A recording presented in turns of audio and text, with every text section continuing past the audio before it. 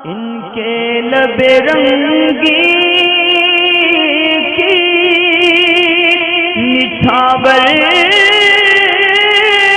थी कि जिसने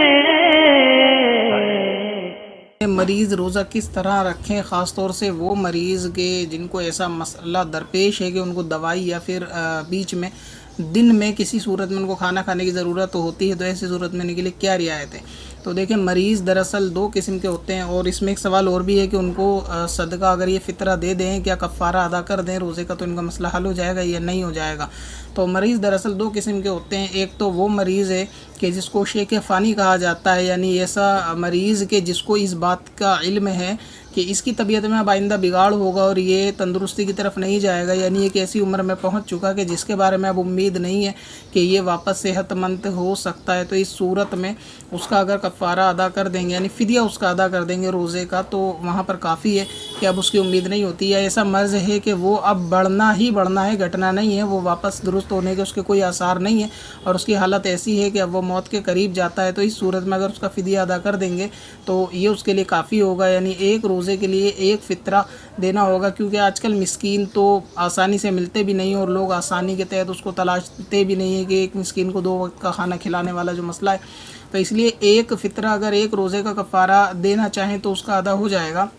अब क्योंकि इसमें जो गेहूं की रकम होती है, कीमत होती है, वो हर शहर के हिसाब से अलग अलग होती है, लिहाजा इसमें कितने रुपए बनेंगे ये आपको अपने शहर के इमाम साहब जो रहते हैं जामा मस्जिद या फिर आसपास की मस्जिद के, वहाँ से मालूम करें कि इस साल आपके वहाँ फ़ितरे की क्या रकम है। जो भी आपके वहाँ सदका फ़ितरे की एक फ़ितरे की रकम हो वो आपके एक रोज़े का कफ़ारा होगी, तो उसके हिसाब से जितने रोज़े आपके छूटेंगे और आइंदा सही होने की उम्मीद भी नहीं है, रोज़े रखने की उम्मीद नहीं है, तो इस सूरत में आपको फ़ितरा अदा कर देंगे तो आपका जो है रोज़े का कफ़ारा अदा हो जाएगा। अब एक मरीज़ ऐसे होते हैं कि जिनको ये बात मालूम है कि इस साल वो रोज़े नहीं रख सकते और उनकी तबीयत ऐसी नहीं है कि जैसे शुगर का मरीज़ है कि अभी फ़िलहाल उसके सही होने की आइंदा तो उम्मीद होती है, मगर अभी ऐसा मसला दरपेश है, यानी इतनी हालत मामला अभी सीरियस है कि वो नहीं रख सकता, तो उसको चाहिए कि वो सही होने के बाद रोज़ा रखेगा। वो अपनी तरफ से अगर ये कफ़ारा अदा करेगा रोज़े का तो ये उसके लिए काफ़ी नहीं है। और किसी को अब ये तबीयत सही होगी नहीं होगी इसके, या फ़िलहाल जो तबीयत ख़राब है इसमें रोज़ा छोड़ेंगे या नहीं छोड़ेंगे, इसके लिए कायदा ये है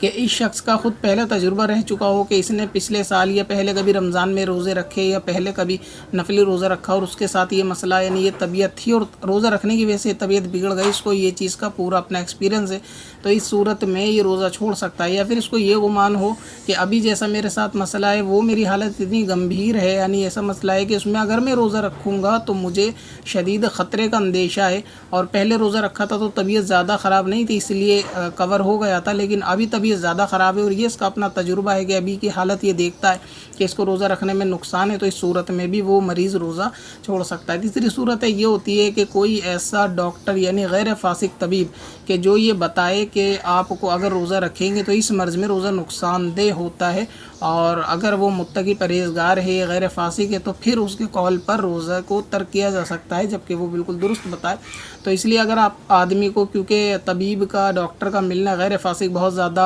आसान नहीं होता, तो इस सूरत में आपको चाहिए कि अपने तजुर्बे को देखें कि अभी रोज़ा रखने से क्या नुकसान होते हैं, और आपको लगता है कि रोज़ा रखने से नुकसान है क्योंकि बार बार खाने का इसके अंदर जो हुक्म होता है या बार बार दवा लेनी पड़ती है हर 2-2 घंटे में, तो इस सूरत में आपकी रियायत होगी। और अगर ये चीज़ मालूम है कि अभी फ़िलहाल तबीयत ख़राब है लेकिन ये मर्ज़ बाद में दुरुस्त हो जाएगा, तो फिर आप कफ़ारा नहीं देंगे बल्कि मर्ज़ के जाने के बाद आप इस रोज़े की क़ज़ा रखेंगे। ठीक इसी तरह अगर ये अंदेशा है कि अभी गर्मी के रमज़ान है लिहाजा मैं भी रोज़ा मुझे नहीं हो पाएगा, लेकिन सर्दियों में अगर छोटे दिन होते हैं इस सूरत में रोज़ा हो जाएगा, तो आप फिर गर्मियों के क़ज़ा रोज़ों को सर्दियों के महीने में भी पूरे कर सकते हैं, बड़े दिन के रोज़े छोटे दिन के महीने में भी पूरे कर सकते हैं। तो इसकी क़ज़ा बहरहाल आपको करनी होगी, इसकी तरफ से आप ये रकम नहीं दे सकते। अब जैसे शुगर के मरीज़ होते हैं उनकी बहुत से मसलों में शुगर ऐसी हाई लेवल की हो जाती है कि उसमें मरीज़ को बार बार खाने की हाजत दरपेश होती है, तो इस सूरत में उनके लिए रियायत है। ठीक इसी तरह हामिला औरत होती है कि हामिला औरत को बार बार अगर खाने की ज़रूरत है या बच्चे को दूध पिलाने की वजह से उसको खाने की ज़रूरत दरपेश आनी है या फिर पेट में हमल है औरत के और अगर ये खाना नहीं खाएगी तो इसको और इसके बच्चे को ख़तरा है, तो ऐसी दोनों सूरतों में भी रोज़ा तर्क कर देने का हुक्म होगा और साथ में ये रोज़े की कज़ा कर सकती है। मगर जिसको सिर्फ़ एक हल्का मर्ज़ है, हाथ पैरों में तकलीफ़ है, सर में दर्द है, या सिर्फ एक अंदेशा है कि अभी गर्मी ज़्यादा है, आज हालत थोड़ी ऐसी हो जाएगी इसलिए मैं रोज़ा छोड़ दूँ, फ़कत अपने अंदाज़े पर रोज़ा नहीं छोड़ सकते। बाकी जो सूरतें मैंने बताई कि कौन सदका फ़ितर दे सकता है, कौन नहीं दे सकता और कब रोज़ा छोड़ने का हुक्म है, ये ख़ुद अपने ऊपर गौर कर लेना चाहिए, क्योंकि आजकल छोटी छोटी बातों पे रोज़े को छोड़ देते हैं, सिर्फ गर्मी के एहसास की वजह से या दूसरे छोटे मर्ज़ की वजह से रोज़े छोड़ देते हैं। तो उनका रोज़ा छोड़ना और उसका कफ़ारा देना, दोनों बातें ये दुरुस्त नहीं हैं। पत्थर में हंसना